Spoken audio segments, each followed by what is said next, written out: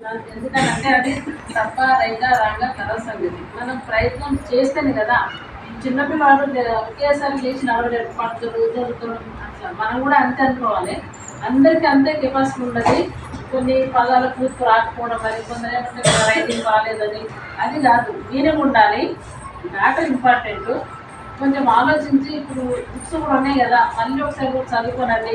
చదివి కొంచెం మన ప్రాజెక్టు కొంచెం ఇంకా ముందుకు పోవాలని మీ అందరితో ఆశిస్తున్నాను. అందులో మన సార్ వాళ్ళు అయితే ఫుల్ కోఆపరేషన్ ఉంది మనకి తీసుకుని సంబంధించి. వేరే డిస్ట్రిక్ట్లలో ఇప్పుడు పక్క మన వికారాబాద్ డిస్ట్రిక్ట్లో అయితే చాలా పురుగ్గా ఉంది అని విన్నాను. ప్రీ స్కూల్ అక్కడ మనకి ఇలాంటి ఎన్జిఓస్ ఎవరు లేదు. మన డిపార్ట్మెంట్ నుండి మేము ఒకరు ఎంత చెప్పిస్తాము అంతే. మన ట్రైనింగ్ లేకుంటే కొన్ని సంవత్సరాలకు ఒక జాబ్ కోర్స్ అయింది, రిప్రెషన్ గుర్తుకోండి.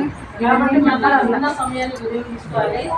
అయితే వీళ్ళు ఉన్నప్పుడే మనం నేర్చుకొని వీళ్ళు ఇవ్వడం కాదు. మనం కూడా ఒక టీం లాగా వేరే ప్రాజెక్టులలో కూడా మనల్ని కూడా కోరి రండి అనే విధంగా మనం తయారు కావాలి.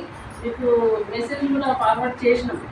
సెక్టార్ టీచరు, యాక్టివ్ టీచర్స్ అంటే అన్ని విషయాలలో, ప్రీ స్కూల్ కానీ శాండ్ పిల్లల్లో వాటి విషయంలో కానీ ప్రతి దాంట్లో కూడా సెక్టార్ టీచర్స్ కూడా సెలెక్ట్ చేసి పంపడం జరుగుతుంది. ఒక టీం అది. మన ఈ ప్రాజెక్టు కాకుండా కానీ పక్క ప్రాజెక్టు కాదు, పక్క డిస్ట్రిక్ట్లో కూడా పిలిస్తే మనం వెళ్ళే విధంగా ప్రిపేర్ అయి ఉన్నానని మీ అందరితో ఆశిస్తూ